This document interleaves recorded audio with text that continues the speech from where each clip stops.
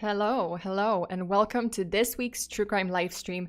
If you're new here, hi, I'm FEARSONA. You can call me Fear, Sona, Red, and I'm your friendly neighborhood true crime VTuber, here to give you full body chills. And today we talk about magic, wonder, and some very, very salty, spiteful psychics.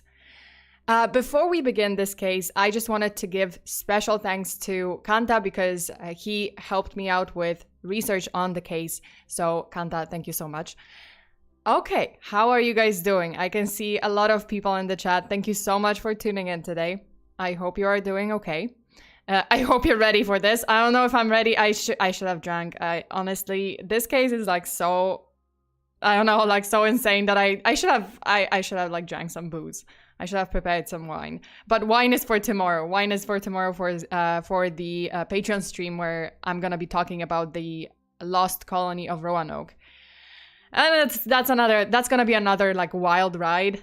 So be prepared. Prepare your best booze. If you're of legal age, or if you're not a minor, if you can drink in your country.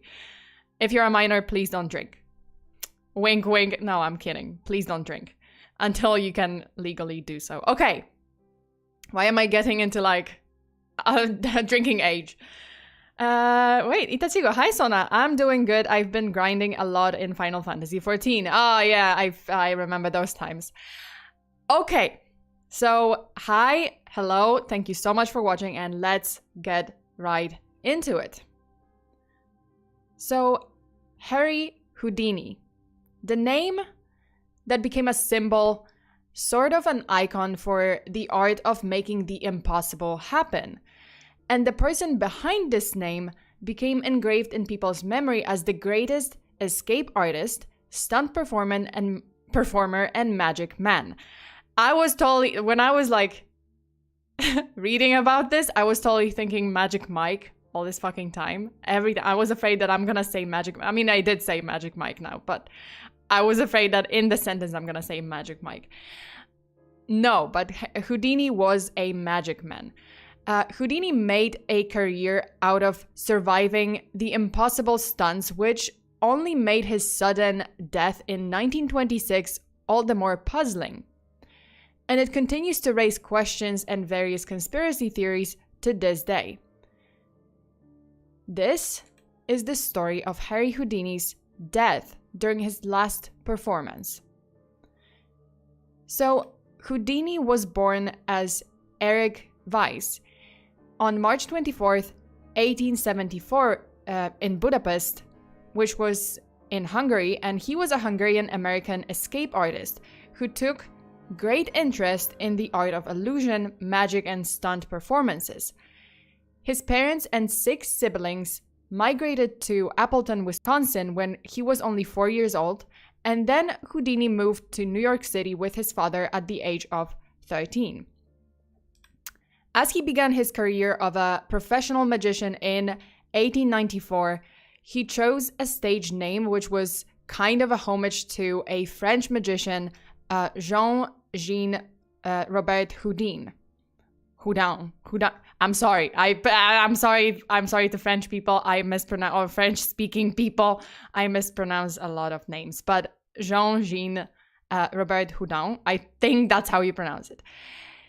So this magician was considered by Harry Houdini to be his greatest inspiration and a somewhat like a master, spiritual master. The name Harry was actually a reference to Harry Houdini's childhood nickname, which is also Harry, but spelled like differently.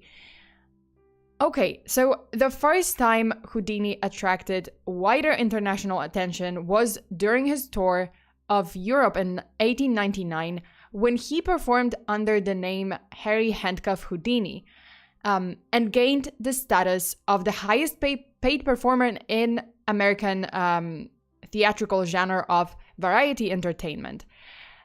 During some of his performances, he would visit the police station, like a police station, and would challenge the officers to handcuff him to prove that he could undo even the most secure shackles and, handcuffs on his wrists.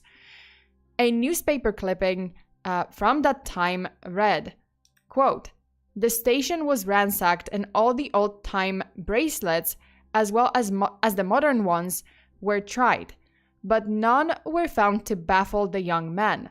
He is truly a marvel, and his performance is most interesting. He will repeat the performance on the stage this evening," end quote.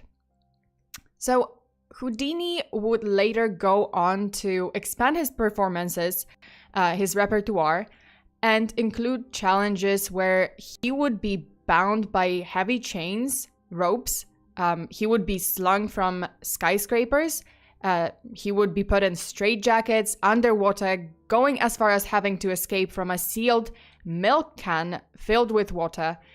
And at one point in 1915, he performed a stunt where he was shackled and buried alive, and only managed to claw his way out of that coffin and emerge to the surface in a state of near suffocation.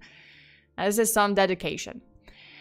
So another one of his most dangerous and notorious acts was the Chinese water torture cell, which Houdini performed for the first time in 1912 and which remained in his act until his death. The stunt had Houdini suspended upside down and lowered in a locked glass cabinet into a locked glass cabinet filled with water again. It required the performer to hold his breath, like he had to hold his breath for more than 3 minutes. I would fucking die by this time. I mean, I die after 20 seconds of like holding my breath. Maybe, no, not even 30. After 20 seconds, I'm just like, oh my God, the end. And this motherfucker was holding his breath for more than 3 minutes. Like, I cannot. So anyway, so he had to hold his breath for more than 3 minutes, during which he had to free himself and escape. Yeah, no. No, why? Why would you do this to yourself? Okay. So the point of me saying all of this is to show you how dedicated and skilled Houdini was, maybe questionably, of sound mind, I don't know. But yeah, he was very dedicated, he was very skilled, and he was not afraid to push his limits, and yet still managed to escape death every single time. That's how you know things are about to go south, because ain't nobody can do this for, their whole life and live under retirement age, until retirement age. There's just no way. Like, at one point, you're gonna trip. Okay, so now on to the weeks leading up to Houdini's death in 1926, because Harry's demise may have had kicked off way ahead of the deadly incident. So on October 11th, 1926, Harry Houdini was performing his famous Chinese water torture cell in the stunt in Albany, New York. But while he was shackled and trapped in the torture cell, the stuntman was struck on the leg by a piece of faulty equipment, which resulted in his left ankle being broken. He pulled through the rest of the day, of that day's performance, despite his injury, and later also ignored his doctor's orders to take a break from performing until his leg was healed. He was just like, "Oh, doctor, so what are you saying? My ankle is broken and I shouldn't stand on it, and I most certainly shouldn't, do those like very, very dangerous stunts." The doctor is like, "Yeah, this is what I'm saying. I hear you. I don't hear you. No, never mind. I heard you. I'm not gonna listen." So no, Houdini just continued his tour. And he went to Montreal in Canada, where he gave a lecture at the McGill University. A few days later, on October 22nd, 1926, Houdini had invited some of McGill's students to visit him in his dressing room at the Princess Theatre. At that point, his ankle was still not healed, so it was hard for the magician to stand for a prolonged periods of time, which is another fucking hint that you shouldn't be doing performances, and yet here we are. So he would actually sit on a couch while chatting with the students. He couldn't actually stand for a long time, or even for like a few minutes of a conversation to, like to chat with them. No, I don't know how he was doing all those stunts when his ankle was fucking broken. But I mean, yeah, that's what happened. So at some point during the conversation, another young man arrived, a student named J. Gordon Whitehead, very unfortunate name nowadays, Whitehead, and proceeded to ask Houdini if it was true that Houdini could withstand any hard punches to his abdomen, a claim that Houdini apparently made in public previously. So, according to another person present in the dressing room at the time, a student by the name Sam Smilovitz, Houdini confirmed that the rumors were true. So Sam said, like, yes, I was a witness. Whitehead asked the question and Houdini responded, yes, this is true. I can withstand hard punches to my abdomen. And then, without a warning, Whitehead abruptly delivered, quote, 4 or 5 terribly forcible, deliberate, well-directed blows, end quote, to Houdini's stomach, while the performer was still reclined on the couch and was left with no time to prepare for the punches. Because I assume, while yes, this might be true, what Houdini said, that okay, yeah, I can handle any punches to the gut, to my abdomen, but I'm pretty sure this is another stunt. So he had to prepare. He had to prepare his stomach area. I don't know, like maybe flex, maybe do something to prevent the injury. And here this fucking, kid just like jumps him and tries to and just like punches him 5 times in the gut when the man has like a broken ankle, is on the couch, down on the couch, and just like unprepared. Asshole. So that apparently left Houdini in considerable amount of pain, from what the witnesses said. But quickly, Houdini quickly recovered and basically tried to brush it off, the whole incident, and just move on. However, later that evening, Houdini would complain to his crew about continuous discomfort and cramps in his stomach area. His condition only worsened the following day, while he boarded a train to Detroit for his next run of performances, which is fucking ironic that he died in Detroit, because Detroit is called the murder city. The city, literally the murder city. That's a very unfortunate place to die. I told you, Michigan is like fucking cursed. Okay. I swear a lot. I swear too much. Okay, so he boards a train to Detroit for his next tour, for his next series of performances. At this point, the pain and fatigue intensified in the performer, and Houdini was running a severe fever of 104 Fahrenheit, or 40 degrees Celsius, which is like fucking, oh my god. Yeah, like you're dead, you're delirious. Like I don't know, if I had that kind of fever, yeah, I'm freezing. I will feel like cold, and I'm gonna see things. I'm gonna see dancing mushrooms. So this prompted him to consult a doctor. And obviously the doctor, seeing this, said like, man, you have a broken ankle, you're running a fever, you got punched in the gut, and you have, you're in considerable amount of pain. Please, for the love of whatever you believe in, please just like stop the madness, stop the performances. But, also the doctor suspected appendicitis in Houdini, and, emphasized like, please, this is serious. Do not perform. Cancel your cancel your performances in the following days. We gotta take care of this. Did he listen? No, of course not. Houdini actually ignored the warning and proceeded with his schedule, which is a fucking stupid thing. I mean, we're gonna see why it's a stupid thing in just a minute. So, on October 24th, 1926, Houdini visibly struggled through his show at the Garrick Theatre in Detroit and collapsed immediately after the curtain dropped and was rushed to Detroit's Grace Hospital soon after. This would be the last performance by Harry Houdini. The performer was immediately rushed into the operating room and underwent a procedure that discovered his appendix to be ruptured.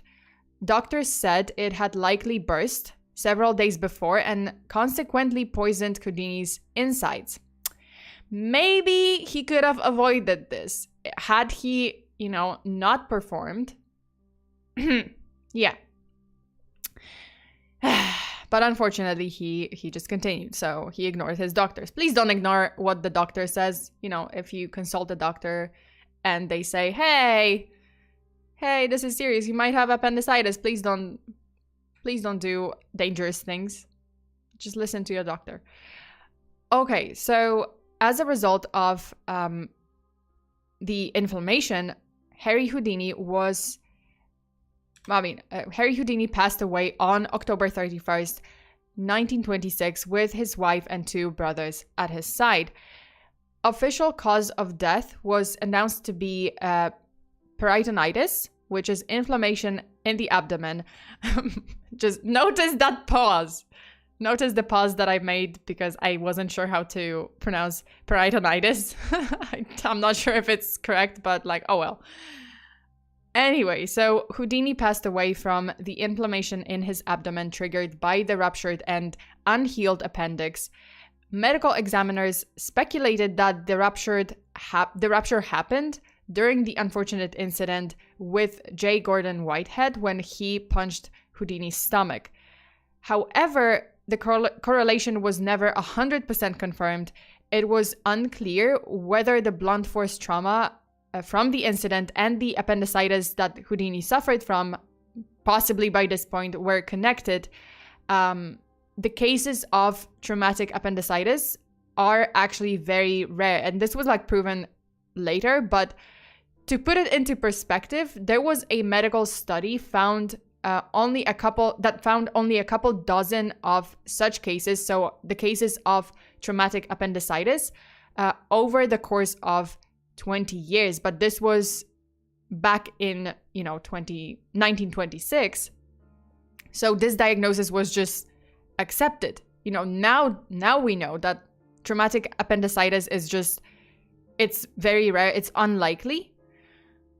But then 1926, people just thought, okay, this is that makes sense. It's likely this happened, so obviously that's why he died. People heard about the, appendicitis, the punching incident, and just didn't question it. Houdini's life insurance company paid his wife a double indemnity for an accidental death because the traumatic appendicitis theory was accepted, even though, and this is important, no autopsy was ever performed on Houdini to confirm the cause of death. So they don't even know 100% if it was appendicitis that actually killed him. Okay, now we go to theories, and before I go into all of the theories and conspiracy theories, I have to tell you who really, really, truly hated Houdini's guts with the blazing power of fiery pits of hell: psychics and mediums. And this sparked several theories that prompted some to believe that maybe there was some foul play involved. So back to the Spiteful Spiritualists. Good name for a rock band, by the way. Or a goth band. So boy, they hated his guts. You know why? Because he saw through their BS. Yep, I said it. I don't believe in this shit. But Houdini would actually actively debunk the legitimacy of psychics and mediums next to his performances. Throughout much of the 1920s, Houdini was on a mission to debunk the claims of mediums and psychics and expose them as frauds, to the point where it earned him several $1 million lawsuits from the enraged believers of spiritualism. Because health had... Sorry. I'm like, I don't even... Wait, because I just saw that notification. Cesario, thank you so much for being a member. Gonna cover Houdini's seance pact with his wife? No, I'm not gonna cover that. I'm just like focusing on the death. I know there was something about that, but I'm not gonna cover it. Okay, so as I said, he was the enemy number one nemesis of psychics and mediums. He received a lot of lawsuits from the enraged believers because hell hath no fury like a scammer scorned. Because yeah, I said it. I said what I said. Mediums, psychics, scammers. Okay, so just a few months prior to his death, Houdini testified in front of the Congress supporting the proposed bill to outlaw any forms of fortune-telling in Washington, D.C. Houdini exposed frauds like Mina Marjorie Crandon, who claimed to be able to channel her dead brother, as well as Joaquin Argamasilla, nicknamed, and I am serious here, nicknamed Spaniard with X-ray eyes. This is the guy. Oh no, wait, that's not the guy. Where's the... Okay, I had a picture. I don't have a picture anymore. Anyway, so yeah, so this guy, Joaquin Argamasilla, nicknamed the Spaniard with X-ray eyes. I mean, come on now. You're basically asking to not be treated seriously. Anyway, so Harry also inspired other magicians and performers to follow the suit of debunking psychics, and the medium fellas basically did not like that. Oh, hated his guts even more. Yeah, he was having none of that. And you know who else really, really hated Houdini's guts? Sir Arthur Conan Doyle. Yep, the author of Sherlock Holmes was a firm believer in all the spiritualistic stuff, which is pretty ironic since he built his career by writing about a sociopathic, asshole-ish detective who debunks cases with the art of deduction. Like, come on, Artie. Pick your side, will ya? Anyway, in a book titled The Secret Life of Houdini, the authors William Kalush and Larry Sloman speculate that the performer's death may have been an assassination meticulously planned by the outraged members of the spiritualist community. Although no concrete examples were provided by the sources, it appears that the spiritualistic society is full of salty bastards who apparently have history of poisoning their enemies, because that is what you do when you don't like someone very much. Listen, I may be keeping a list of enemies, but that's only for me to sit down on one of those rainy days while sipping hot cocoa and quietly cursing them. And I don't mean like a curse, voodoo curse, just like, damn you construction workers across the street, I fucking hate your guts. That's it. And then I move on with my life. I don't poison people unless I cook for them. That's the difference, but that's accidental. But apparently, that's not the psychic style. These motherfuckers are actually serious. Okay, so this theory doesn't have any physical evidence, but it also can't be basically disproved because no autopsy was ever performed, as I mentioned, on Houdini to actually know whether appendicitis was in fact the cause of death or was it something else. Was there any signs of poison, any signs of dangerous substances in his system. So the authors of this book, Kalush and Sloman, say in their book that, quote, if someone were hell-bent on poisoning Houdini, it wouldn't have been very difficult, end quote. I love how people are just like, oh my. Amazing. Wait, Project Matrix. Yeah, accidental. We believe you. Listen, happy accidents. There's no mistakes. There are just happy accidents. Anyway, moving on. So far, the mostly accepted theory is that yes, while rare, it was the traumatic appendicitis that killed Houdini, and it was J. Gordon Whitehead, the student who believed, the student who delivered those punches into Houdini's abdomen, who was to blame. But there is an additional side to this incident, because some believe that Whitehead was actually conspiring with the spiritualist society or the community who had previously threatened to kill Houdini or have him beaten up. Like, Houdini received a lot of threats from, very, very angry psychics and mediums. Whitehead was late to that meeting with Houdini in the dressing room, and when he finally appeared, he basically immediately jumped into the topic of that rumor about Houdini's resistance to punches. Like, he wasted no time, which is suspicious, because you meet this iconic figure. This is what I guess this would be one of the questions, but I don't know, maybe, hello, sir, how are you doing today? No, this guy just walks in like, hey, can I punch you in the gut? Are you gonna withstand it? Are you gonna just like pass out if I punch you? I heard you're pretty resistant. Yeah. So, and then, without a warning, he punched the magician who was injured to begin with. And it was possible that he could have caused a deadly injury. Rare, but not impossible. So, while there isn't enough evidence incriminating Whitehead, many believe that he was hired to harm Houdini during his stay in Montreal. Well, I mean, who knows?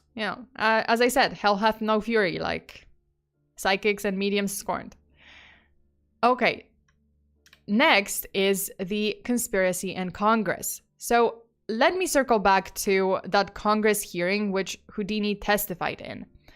The chamber was actually packed with mediums and psychics. Like, they tried to keep the hearing kind of confidential, but then, like, through some channels, like, people found out, obviously, like, later, it was just like the news broke out, and all the psychics, all the mediums from the country just flooded into the District of Columbia, and they were just like, oh no, we're gonna confront him.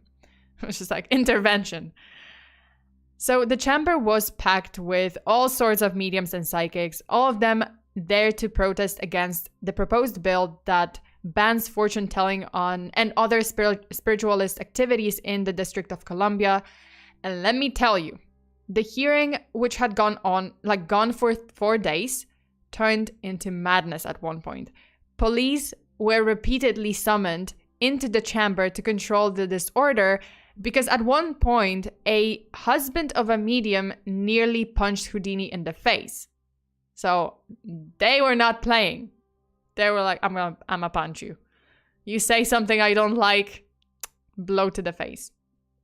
So Houdini was accusing the America's elected officials to be compliant with the psychic mediums, and that this posed a danger to modern society and modern nation. The growing popularity of spiritualism and the occult after World War I didn't sit right with Houdini. He saw it as very harmful, especially if the lawmakers would also buy into it. And he heard a lot of stories. He would bring up a lot of stories of, senators and politicians just basically consulting mediums and psychics. And this was influencing their decision making when it comes to laws, when it comes to, obviously, like the legal actions, the lawmaking. I don't know if that's the right phrase to I'm sorry, did I drink today? Oh my god, I thought I didn't drink alcohol. Did I not remember? What is wrong with me? Wait, let me just take a sip of my water. Because my throat is going, desert. What is with everyone punching Houdini? I don't know, he had a punchable face. Like, look at him. Beady eyes. I don't know. Kind of smug. I would punch him. Would I have a reason to? No, probably not. But why not? Okay, no, don't go around punching people. Okay, so Houdini's efforts did actually influence the public opinion on spiritualism and, you know, all the fortune telling, all the mediums and psychics, turning it from belief into a sign of gullibility or foolishness. This would affect political campaigns of candidates who were found to believe in the notion, because people were just, you know, public opinion swayed and they would think like, okay, this is haha, you know, you believe in this, a bunch of baloney. Like, what is this? Like, are you a serious adult person, or do you believe in like spirits and whatnot and curses? Yeah, that's probably not a good look for, you know, for a political candidate.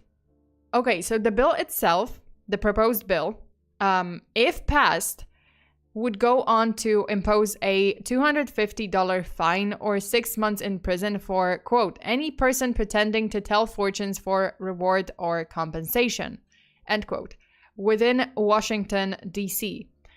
Because the bill stated that it is scientifically impossible to see the future, automatically all of the mediums and psychics were labeled as frauds. So they were pissed. I mean, this was basically their source of income in a way.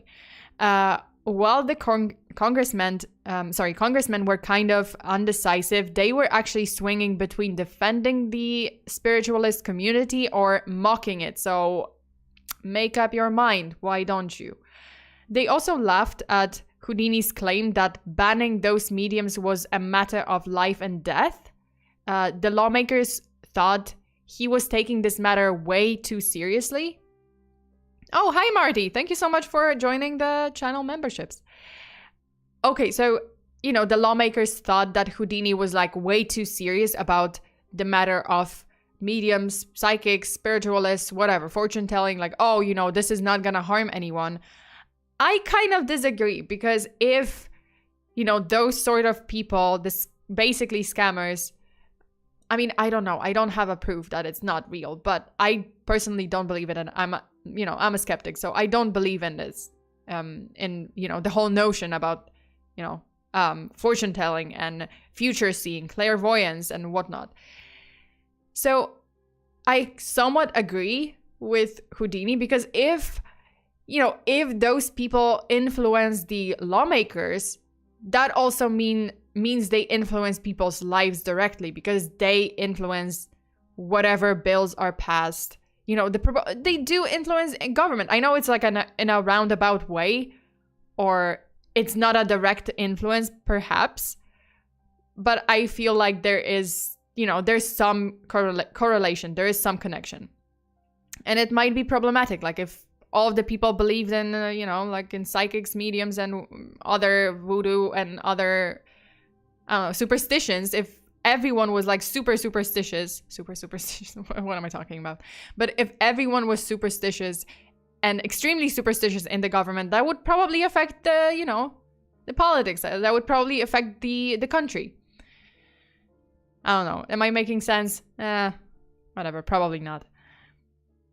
It's okay to be skeptical. There's a lot of fakers. Yeah, that's true. Like, I admit there's a lot of people probably out there. There are people who, you know, have some skills that I can't explain. I'm not saying it's completely impossible. Like, I'm kind of agnostic. I'm kind of skeptical. So I'm like, hey, I really need a physical evidence that will be 200%, I don't know, certain. I'm not sure, like legitimate. I don't know, like if I feel like, okay, or I have to experience it myself to believe. So far, none of that, so I don't believe in it. Mystics and prophets have had a huge influence on government for centuries. Greece is a big one. Oh yeah, see, it's been like, it's proven in history that this doesn't go very well. This kind of influence. I mean, yeah, maybe in some cases, sure, it did work out, but I don't know. Like, I feel like it's just not a good let's just be practical. Let's just be, let's just follow common sense. That's it. Let's not follow prophets, psychics, mystics, mediums. When you're a politician, when you're a lawmaker, please just like follow common sense. That's it. Follow logic. Don't waste your $5 on some sham thing. Spend it on Sona's Patreon and or membership. IDK Bacon. Hey, do it only if you want to, if you can, if you're able to financially, and but enjoy the free streams the free content that I also release. And I really appreciate likes, shares, and follows. Okay, back to the story. So, as I said, like the lawmakers were kind of like swaying like a pendulum. They were just like, oh yeah, this is ridiculous. But on the other hand, Houdini is taking it too seriously. We don't know what to do. And yet, Houdini exposed some of the harmful influence that the mediums imposed on the nation's lawmakers. Several weeks before the hearing, Houdini sent his undercover investigator. How cool is that? I can't get over it. Okay, so he sent his undercover investigator, Rose Mackenberg, to come through Washington's spiritualist community and find the dirt. Then, during the hearing, Houdini quoted that his opponent, a psychic and Houdini's nemesis number one, Madame Marcia, or Marcia Champney, had said to Rose Mackenberg the day before, quote, Marcia said a number of senators were coming to her readings. In fact, most of the senators, almost all the people in the White House believed in the spiritualism, end quote. Well, that's not a good look. So Houdini would argue that the country's senators, who are supposed to be the brightest minds, are gullible to the delusions of fortune telling. Then, this wasn't just harmless fun anymore. The psychics had direct influence on the country's politics, laws, the society's well-being, the society's life. Another spiritualist minister also boasted to undercover Rose Mackenberg about her power and influence in DC. Quote, why try to fight spiritualism when most of the senators are interested in the subject? I know for a fact that there have been spiritual seances at the White House with President Coolidge and his family. End quote. So the corruption went all the way to the top. Moreover, Houdini presented more evidence, including the public knowledge of the fact that the wife of the previous president, Warren G. Harding, would regularly consult a medium, and that medium made predictions about Harding's election, his time in the office, as well as his death. And that medium was none other than Houdini's nemesis number one, Madame Marcia. So Madame Marcia wrote her own expose, which was titled, and it's fucking ironic title. I'm like, why don't you... Okay, so the title was, quote, When an Astrologer Ruled the White House. Very subtle. Very, very subtle. Why don't you just like... I don't know. Why are you even trying to say, oh, no, I don't have any influence. I'm not harming anyone. I'm not like influencing the president of the United States. And then you just go on and write this expose. And it's just like, what? Okay, so Houdini's delivery intensified the public stigma around the occult and spiritualism, and many mediums would lash out at Houdini, hate his guts even more, and want to, come after him. And the long list of his enemies only grew longer. Houdini was unmoved by the outrage and would even wave an envelope with $10,000 in cash that he offered to anyone who could prove without reasonable doubt that, that their psychic abilities or medium abilities were real. At that point, Madame Marcia would say, quote, "That money belongs to me," end quote, on the basis that she had predicted Harding's election and death 6 years prior. But, Houdini is like, bitch, you can't prove this. I can't prove this. It's been 6 years. You ain't getting any money. So obviously the money didn't go to Madame Marcia, but in the heat of the moment during the testimony at the Congress, Madame Marcia would throw another prophecy, quote unquote, prophecy at Houdini, saying that he would be dead by November that year.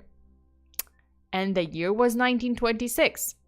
And Houdini died on October 31st, 1926. Was it Madame Marcia's power? Wait, did I call her a bitch? I'm sorry. I didn't mean to. Did I call you a scammer? Oh, slip of the tongue. So was this Madame Marcia's power, or was it a carefully planned assassination that Madame Marcia was a part of? Because she could have known that, obviously, if the community was planning to kill Houdini, to poison him, by the time that Houdini was at the Congress testifying, Madame Marcia would have known this, and she would have been like, okay, well, I can throw a bogus prophecy because we're gonna poison this motherfucker anyway. That's some food for thought. Dog, oh my god, she knew it. Sunny, rainy day. Oops, I'm late. No, it's okay. I thought you were saying, oops, too late. To me, like, calling out Madame Marcia. Okay, so was it her power? Probably not. I feel like if this was a foul play, if this was a, conspiracy, like the spiritualist community conspiring to kill Houdini, this was more like it. Like, oh, they've been planning the assassination for a long time. And then to make it more mysterious, to make it, like, prove, I guess, like, oh, piggyback off of Houdini's death as a proof that you have mystic powers. Madame Marcia was just like throwing this prophecy, being like, oh yeah, you're gonna be dead anyway. Or was Houdini's death just a very rare medical condition caused by, this incident with J. Gordon Whitehead, who punched him in the gut? To be honest, yeah, the condition is rare, but I believe it was probably that incident. It was just like a lot of those injuries piling up, and additionally, the punch in the gut, followed by Houdini just being in considerable amount of pain and running a severe fever, a very high fever. But to this day, the death of Harry Houdini remains unsolved. And that's pretty much it. Okay. Wait, smells like a conspiracy. It's one of the, it's one possibility. I think it's, I think it's either that, that condition, the accident, or just, just a conspiracy, just like the, salty mediums just being salty and trying to get rid of Houdini because he was trying to, like, incriminate them. Well, criminalize fortune telling, and that obviously gave him money. So I don't know. Well, the case remains unsolved, probably will remain unsolved, because I don't think there's anything that can be done by now. Before we wrap this up, I just wanted to say special thanks to my patrons. The list is long, so you guys have the names on the screen. Thank you so much for supporting my Patreon and for always tuning in for the bonus true crime streams, for the hangouts, and for any events that I host on my Patreon page. You guys check it out if you like the video, if you like my content. Like, give it a shot if you can, if you want to, if you can. Otherwise, yeah, enjoy the free content. Please remember to like this video, possibly share if you can, and subscribe, whatever it is YouTubers say nowadays. Wait, Nicholas, let me just read some of the messages. Sunny rainy day. Wait, Fear has a cussing habit. Yes, I do. I'm sorry, not sorry. We just never noticed. Maybe they were poisoning him and the punch just made it happen faster or something.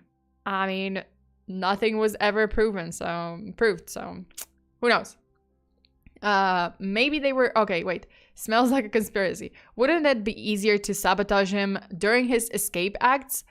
Probably. Maybe they tried. I mean, there was a, couple of instances in which Houdini like almost died. Obviously, there was the coffin incident, the buried alive incident. I don't think it was like the mediums or psychics like conspiring and just trying to like kill him. Then I think that one was just like he couldn't get out. But there was this other incident like several days before his death, which was, or several weeks, because it was like October 11th, where he broke his ankle.